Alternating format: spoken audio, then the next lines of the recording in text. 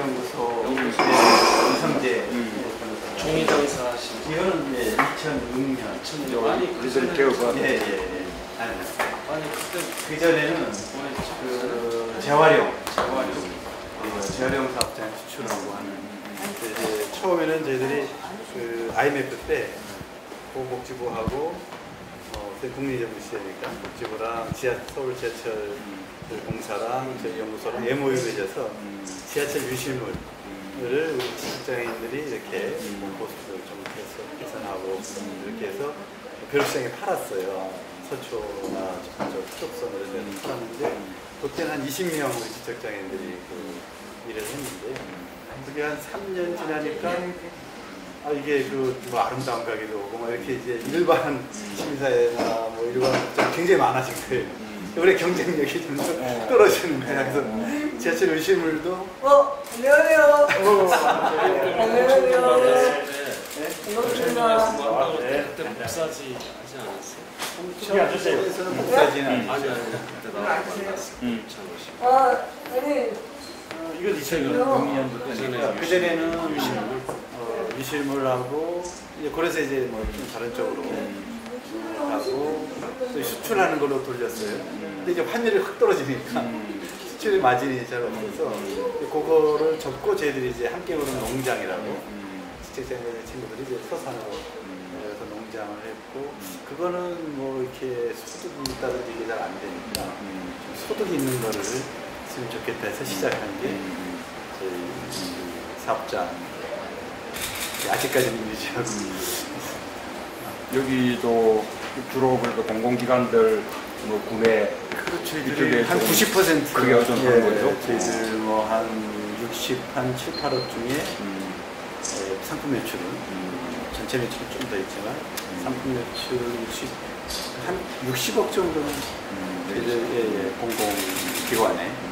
그 전에 공공기관에 그것도 했었잖아요. 이거 자료 내가 기억하는 데이터 아니요 그거는 아마 다른 데를 기억하시는 거예요. 그때 이찬호씨랑 자료 우리는 지금 자산관리공사는 스캔을 용역. 해서 용역해서 저희들 자산관리공사 이제 대전 내려가서 이제 우리가 자료를 못 갖고 오니까 이제 아무래도 그 지금 그거는 이제 거기 가서 작업을 6명이 하고 있어요. 그런 이렇게 사회적 기업에 대한 어떤 구매 또는 조달 이런 거에 대한 여러 가지 혜택이라든지 그런 거 포함해서 어떻게 사회적 기업에 대한 지원이 어떻습니까 지금 현재는? 이쪽에 주로 이제 조사를 많이 하니까 이제 무슨 혜택 이게 수익 계약하는 거는 좀 그러니까 있죠. 처음에 이제 사회적 기업으로 출발할 당시는 인건비 지원이 좀 있었어요.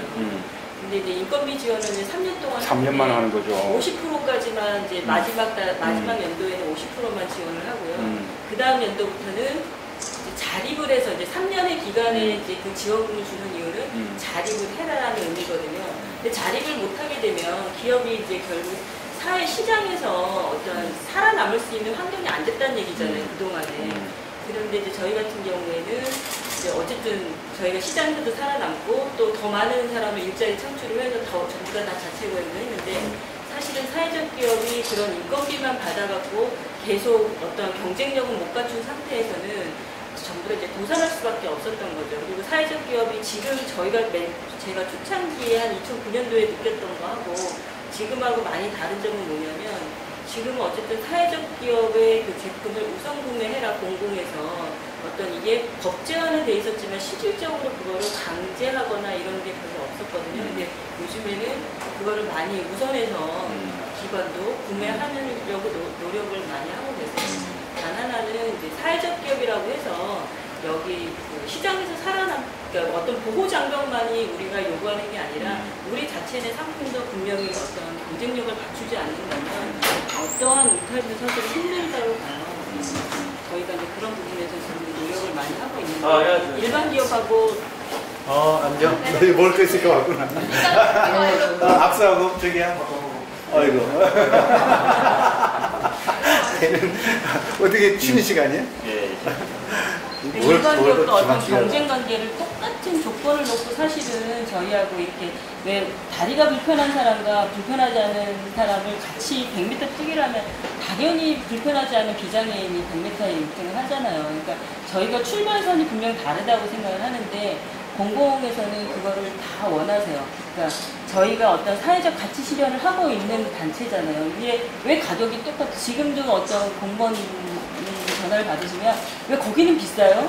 그 대기업에서 파는 물건은 국사지가 훨씬 더 싼데 왜 여기는 게 더 비싸요? 이걸 먼저 얘기를 하시거든요. 그러니까 아직도 그 사회적 가치에 대해서 공유를 하지 못한 부분이 있어요. 그래서 좀 이중적인 부분이 있겠죠, 잣대가. 왜냐면은 그 예산은 한정되어 있고 또 집행을 하는 담당자님은 조금이라도 저렴하게 많은 걸 구매해줘야 되기 때문에, 왜냐면 그게 이제 너무 터무니없이 여기 것이 더 비싸다는 이유로 나중에 또 질책도 받을 수 있고 하기 때문에 자꾸 그런 잣대를 갖고 얘기를 하시는 것 같아요, 이중적 잣대. 저희가 지금 이런 영업을 하는데 좀 애로사항이 그런 부분들이 많아요. 그러네요. 아니, 그래서 다녀보면 이 사회적 기업이 꽤 많이 생겨나긴 했는데, 아까 말씀하신 대로 3년간 인건비 지원받는 그 기간 지나면 그 아주 뭐 아예 도산을 해버리거나 아주 축소가 되거나, 그러고 난 이후에도 막 그 작업 환경이나 일자리 같은 데 아주 열악한 그런 데가 너무 많거든요. 다들 뭐 팔로 그 확보에 굉장히 고생들 하고 있고.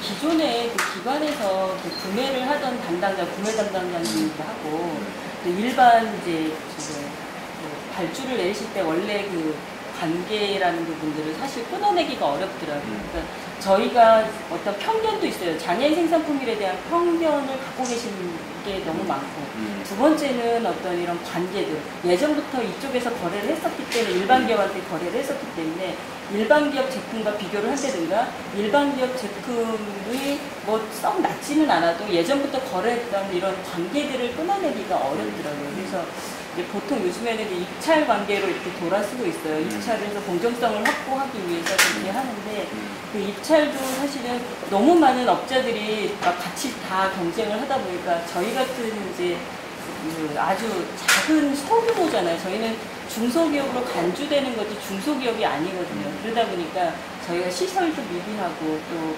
어쨌든 역량이 미비한데 같이 경쟁한다는 게 굉장히 어렵더라고요. 그래서 제한 입찰, 저희가 원하는 거는 제한적 입찰이거든요. 장애인 직업 재활 시설에서 그 시설들끼리 어떤 입찰을 해주면 조금 더 아까 말씀드렸던 그 100m 달리기처럼 좀 다른 입장인데 같이 경쟁시키는 건 좀 어렵지 않나.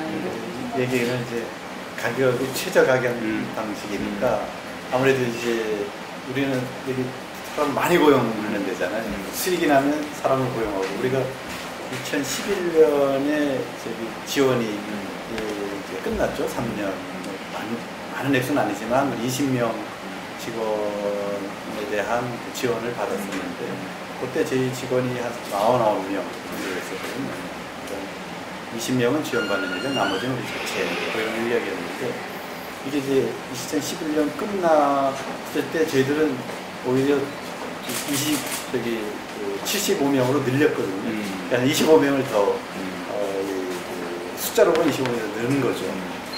근데 이제 수익이 이제 물론 2011년에 났으니까 나서 이제 우리는 수익을 뭐 다른 데는 뭐 당연히 자본 사람이 가져간다든지 뭐 어쨌든 이러겠죠. 우리는 아예 그 액수만큼의 사람을 늘리니까 2012년은 이제 어려워졌죠. 물론 사람을 고용하게 되니까 어려워진 이건 뭐 예상하면서도 우리가 고용을 한 건데, 이제 그게 이제 우리는 수익의 사람을 더 많이 고용하는 방식으로 하니까 경쟁 이제 상품을 이제 투여하는 그 부분에 있어서는 좀 단가가 좀 높아질 수밖에 없죠. 다른 데는 사람 안 쓰고 기계로 다 하면 훨씬 이제 단가가 낮아지게 되고, 대량 생산하게 되면 또 단가가 낮아지게 되는데, 저희들 같은 경우는 대량 생산하게 되면 다 기계화해야 되고, 그러면 이제 사람 쓸 수 있는 기회가 줄어드니까 우리는 사람을 쓰는 것보다는 아주 완전 자동보다는 반자동해서 좀 일부는 사람이 들어가서 그 일을 할 수 있도록,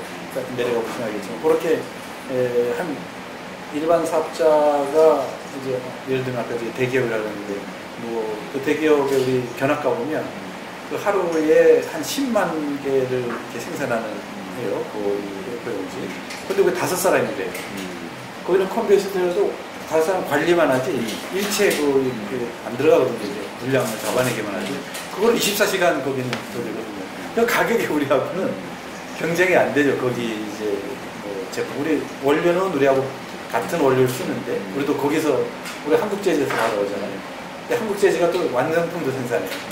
그러니까 일본, 중국 가서 생산하든 한국에서 생산하든 그렇게 그런 방식으로 생산하니까 우리하고 이제 이 가격 경쟁에서는 훨씬 이제 이쪽 유리하니까 기업에서는 왜 질이 같은데 종이질은 똑같은 걸 쓰면서 왜 얘들은 좀 비싸냐 하는 것을 이해하지 못하고 그러면 이제 가격 자체가 추세 가격으로 가게 되니까 그러한 게 이제 경쟁에 있어서 이제 의원님 하시고자 하는 그 세력 가치 실현의 기본법의 그게 가치 부분을 좀 더 상품에 좀 이렇게 비용에 좀 더 고려해서 이제 최적 가치로 하면은 우리가 조금 이 시장에서도 경쟁이 가능하겠는데 그게 만일 없으면은 저희들도 이제 결국은 이제 자꾸 그쪽 일반 시장의 생산하는 방식으로 자꾸 따라가게 될 수가 없어요. 그 이제 우리 이제 오늘 발의할 예정인데 우리 신부님 그 도와주신 덕분에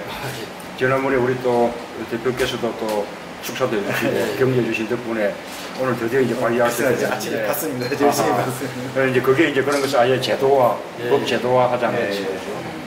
그러니까 이제 일반 기업은 그걸 받아들이기가 좀 아직은 힘들는데 공공은 그래서 지금 말한 대로 이게 삼성 때 100원이고 이게 여기 이렇게 120원이다 그러면 당장 이것만 보면 이게 좋은데 공공에서 지출해야 될 그럼 이 인건비 여기서 빠지는 인력 노동시장에서 탈락되는 사람들을 결국은 또 공공이 그런데 복지로 또 그게 되는 그 비용이 거죠. 훨씬 더 들어가는 전체 사이클을 보면 그렇죠. 오히려 뭐 일하는 복지도 되면서 또 자아실현도 되면서 훨씬 더 비용으로 봐도 더 싸게 들어가는 사회적자도 일할 수 있는 어떤 권리 같은 것도 보장도 되면서 훨씬 뭐 바뀐 거예요. 그래서 이걸 이제 사회적으로 설득을 해나가야지. 일단 의원님께서 발의를 하셨으니까. 제가 아침에 뭐 조항이 좀 생각보다 많아졌대요. 그전에 조항보다 좀 조항도 아니 이거는 기존에 우리 정권을 좀 넘어서는 거예요. 기존에는 그냥 구매할 때 좀 우선 구매 또는 뭐 아까 제한 경쟁 입찰, 그죠? 제한 경쟁 또는 수익 계약 뭐 이런 또는 의무 구매 뭐 이렇게 해서 그 영업 활동을 부분적으로 돕자는 거였는데 이번에 이제 이 법은 그런 걸 다 포함해 가지고 전체적으로 국가나 지방자치단체 이 공공기관 공기업들 이런 어떤 운영 원리를 아예 그런 사회적 가치를 뭐 이윤이나 효율보다 더 좀 우선시하도록 그렇게 아예 조금 그리고 사회 원리를 바꾸자는 거예요. 꼭 이거 통과돼서. 그래야지. 아니 근데 이게 그렇게 뭐 쉽지는 않을 겁니다. 아마도 뭐 이런 걸 이렇게 할지 모르죠. 저항이 좀 있을 건데요. 그래서 우리 민간에서 목소리를 적극 좀 내야 돼. 이런 또 사례들을 좀 이렇게 이야기를 많이 하고. 이거 저희 사제기업 제품, 사제기업에서 제품 쿠키입니다. 오늘 아침에 공수했는데 뭐 점장 어디 갔나? 우리 365 매장이라고 저희들이 이제 사제기업 제품을 판매하는 데서 우리 사제기업 제품을 모아서 판매를 하는데 저희들 행사 있으면 이왕이면 약간 비쌀 뿐이지 이제 저긴 좋습니다. 유기농으로 하고 뭔가 관리를 잘 하게 됩니다. 그래서 이런 사회적 가치가 굉장히 공론화가 되기 시작할 건데 이런 사례를 이렇게 좀 투고도 하시고 왜 필요한지 이런 이야기가 좀 많이 알려져야 돼요. 사람들이 낯설어하거든. 사회적 가치가 뭐냐 안 모르고 그리고 일반 기업에서 조금 저항하고 있을 건데 공무원들도 잘 모르고. 아니 지금 이번에 우리 뭐 이 세월호 참사에도 그렇잖아요. 그렇죠.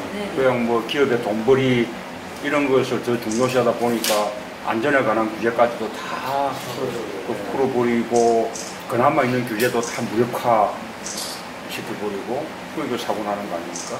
그래서 그런 이제 안전이라든지 생명이라든지 뭐 생태라든지 뭐 이런 것에 대해서 우리가 좀 더 중요시하자는 거죠.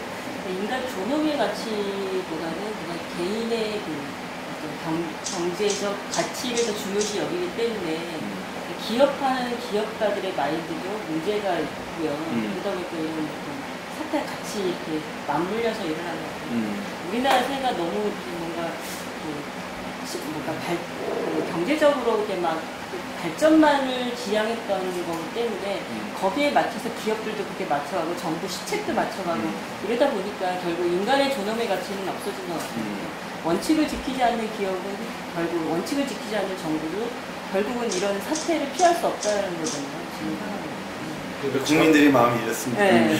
정치하시는 우리 정말 화가 나요. 이번에 뭐 이런 얘기는 좀 있지만 밥 먹으면서도 제가 여쭤봤는데 그 총리도 어떤 부분에서 뭐 이렇게 뭐 사퇴하시는 분 아직 뭐 청문회도 안 했지만 솔직히 국민을 완전히 무시하는 거 아니냐 뭐 그런 생각까지 들었어요. 그분이 어떤 사람이든 간에 국민 정서가 이런데 정서를 무시하고 막 이렇게 그 책임 없는 분을 갖다 이렇게 올리시는 것 자체가 국민을 정말 무시한다. 국민이 없는 어떤 정부가 어떻게 정부일까라는 생각을 해봤거든요.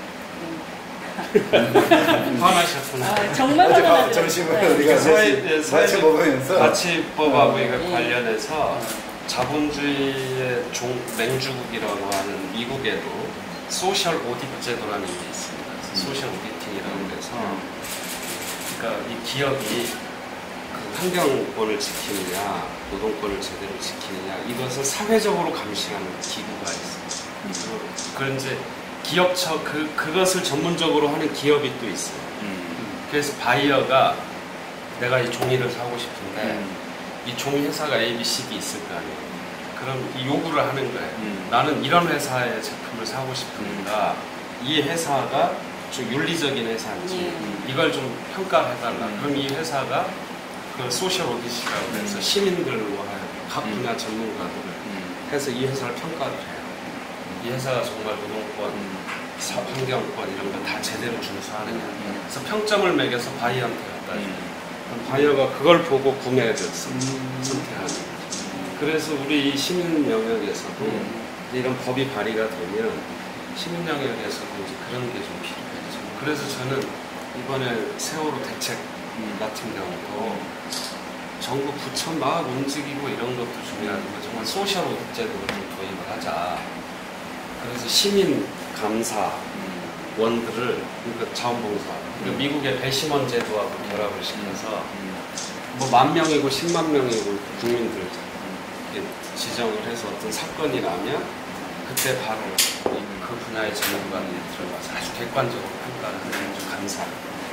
예를 들어서 학교를 짓는다. 그럼 그 학생들 안전에 관한 거지 않습니까? 그럼 학부모들, 건축 전문가 이런 분들이 가서 이제 사전 설계 단계에서부터 감사를 해나가요. 그래서 미국에 보니까 처음에 설계 단계, 그 다음에 10% 진행됐을 때 감사, 그 다음에 40%, 80% 완공. 이 단계별로 다 감사가 되는 그래서 그 소셜 오디트 제도 도입을 해보는 겁니다. 그러면 이런 이제 기업들이 다 연결되는 거죠. 안전 문제, 그 다음에 사회적 경제 기업들이 조금 더 제대로 된 평가를 받을 수 있습니다.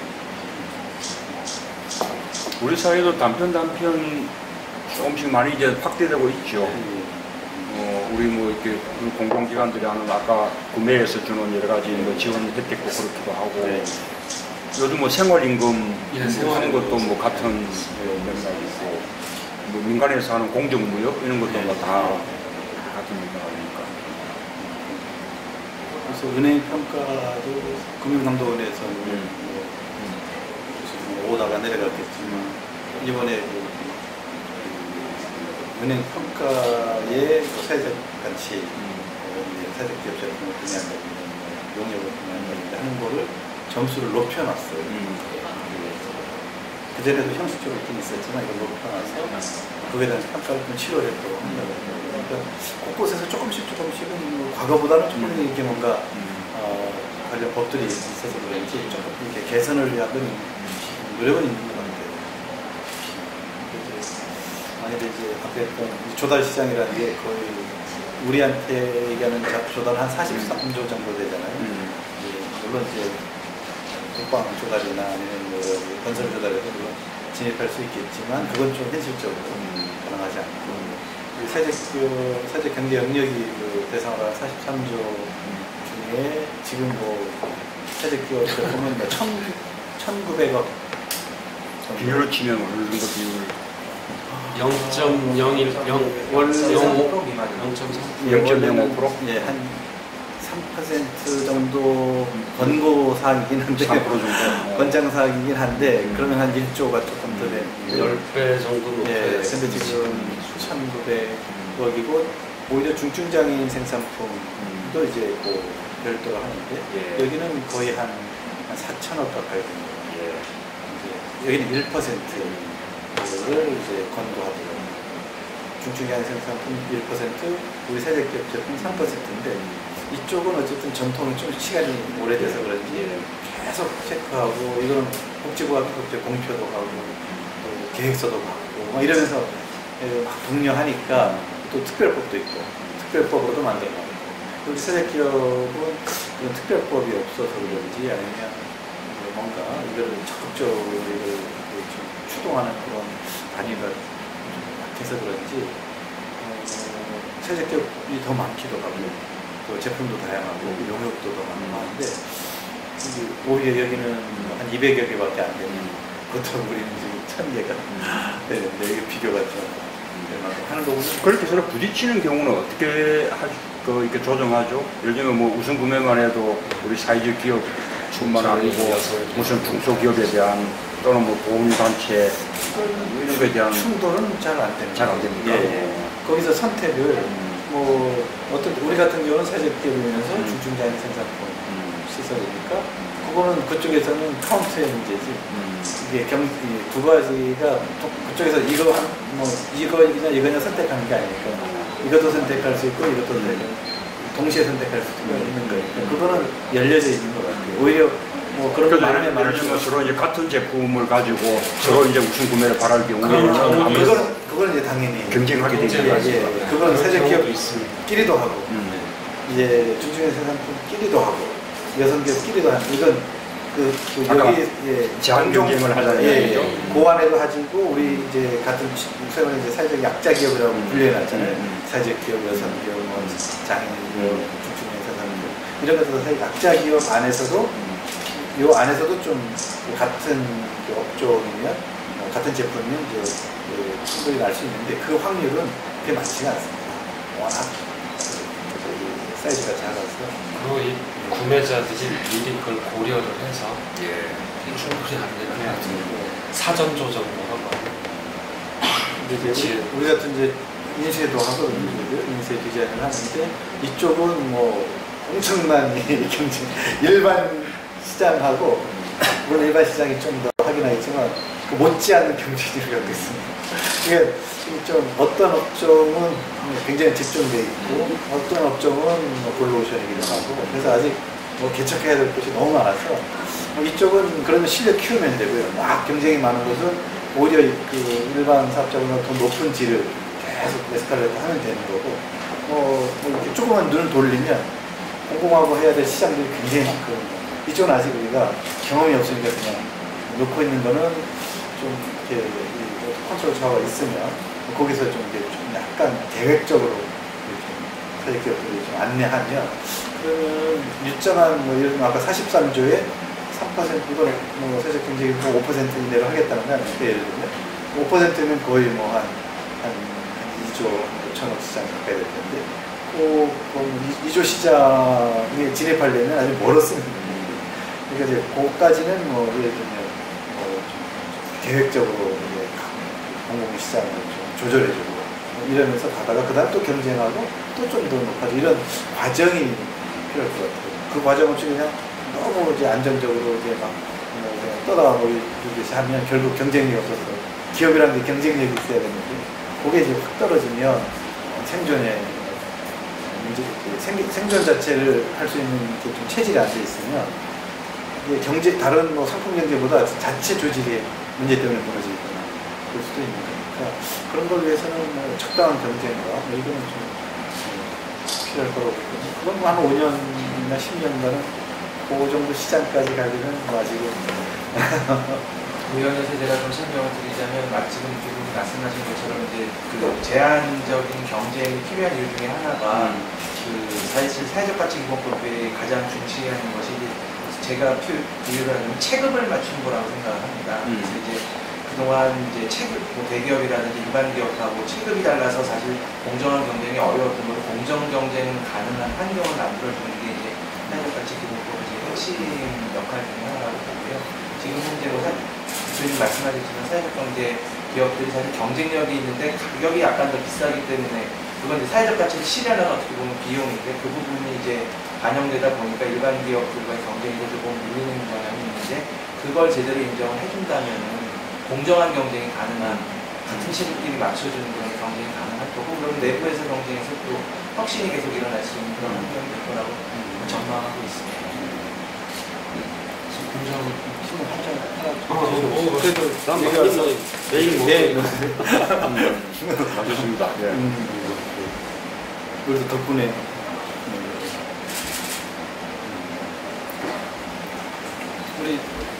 우리 저기 강조희 부장은 우리가 지금 전체 70명 중에 40명은 정신적 장애를 갖고 있습니다. 지적 장애도 있고 자폐성도 있고 정신장애도 있고 되게 지적 장애가 많은데 그 이제 일만 할 수 있는 게 다른 여러 가지 지원 요소가 있어요. 그 노동을 계속 할 수 있는 근로 어떤 지속성을 보장해 주기 좀 가능하도록 하는 거니까 일만 계속하면 우리는 좀 약해서 다운돼서 일을 아예 못할 수도 있고 그런 측면에서는 일정한 시간과 여러 가지 지원이 필요해서 그를 위한 별도의 이제 부서가 있습니다. 그게 이제 직업적 부서인데 거기 이제 부장으로 좀 말씀해 주시죠. 그러니까 우리 종업원들을 대상으로 하는 거예요. 안 그러면 외부 사람들 가지고 우리 그 안에서 이제 일을 하고 계시는데요. 전 직원은 아니고 발달장애 가지신 분을 위주로 해서 같이 일을 통해서 대화를 하고는 있는데 수시로 훈련 같은 것도 하고 미술 치료 작품들이거든요. 치료 서비스라든지 교육활동, 외부나 운동이라든지 여러 가지 틈틈이 하고 있습니다. 그분들이 집중력도 많이 높지 않고 생산성도 많이 약간 부족하다 보니까 이런 걸 좀 활력시키고 스트레스 해소하고 그러다 보면 그분들이 좀 활력을 갖고 일을 할 수 있고요. 이런 그 직업인의 의미라든지 자신 그런 계획에 맞춰서 진행하고 있습니다. 여기 그 일하시는 분들 부모님들 되게 좋아하시죠. 나도 와서 일하면 장애인들이 한 명이 나와서 일하는 게 이 사람이 뭐 여기 와서 일하는 것도 중요하지만 가족들이 다 해방이 돼서 그럼요. 발달 장애인들은 그게 가족들이 함께 있게 묶이는 끼치는 영향력이 엄청 이런 시설이 많지는 않기 때문에 전화가 계속 와요. 대기자를 좀 그럴 수가 없냐. 아유 자꾸 쌓이긴 하는데 눈물 나지. 계속 저희가 채용할 수가 없으니까 그런 게 좀 아쉽고. 요즘 아까 이제 수영 같은 거 이제 하려고 그러면 일종의 공공이 갖고 있는 수영장 이런 쪽에서 좀 뭔가 또 이용할 수 있게끔 뭔가 좀 배려를 해줘야 되지 않습니까? 그런 거에 대한 협조들이 좀 되나요? 할인 가격 할인뿐만 아니라 예를 들면 그냥 일반인들하고 같이 이렇게 하면 일반인들이 뭐 뭐라 그러죠? 약간 시간을 싫어한다든지 뭐 직접장애라고 안 하면 됩니다. 아 모른 척하고 하면 옛날에 막 거기에 뭐 변도 넣어버리고 막 이래서 이제 못 들어오게 이제 집단적으로 가면 딱 티가 나잖아요. 저희들은 뭐 막 집단적으로는 안 다닙니다. 아니 그런 것도 네. 저는 이 공공이 보유한 수영장 같은 경우는 예를 들면 뭐 일주일에 뭐 한 2번 정도 뭐 몇 시간 정도는 딱 시간을 할애해 줘가지고 이렇게 이제 봤더니요. 물 한 번 가는데 뭐 몇백만 원이 들대. 이게 이제 충동 조절이 되는 사람도 있고 아닌 사람도 있는데 주로 복지관 이용자들은 우리는 뭐 경증이니까 우리야 뭐 그 정도 물론 이제 아까 이 친구처럼 중증도 있지만 자기가 스스로 할 수 있는 친구들이 많아요.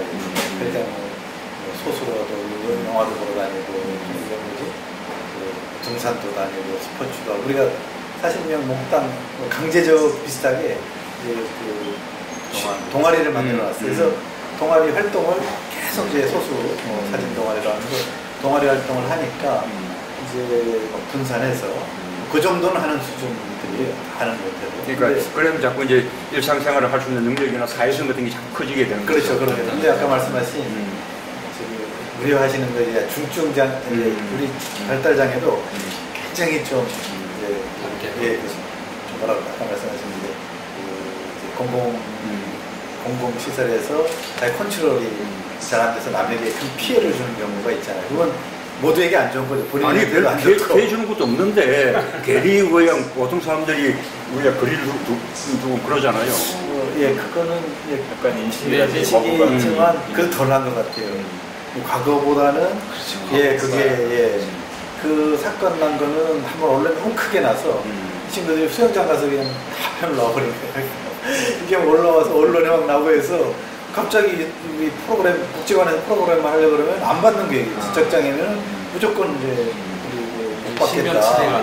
이렇게 했지만 그건 어쨌든 뭐 보상하고 막 이런 과정에 그래서 이제 좀 복지관도 전략을 좀 바꾸는 것 같아요. 이제 집단적으로 하지 말고 그건 우리도 보기 안 좋거든요. 뭐 떼거지로 막 이것도 사실 소수자를 집단화하는 것도 배제인데 사회적 배제인데 그걸 다른 나라는 못하게 해요.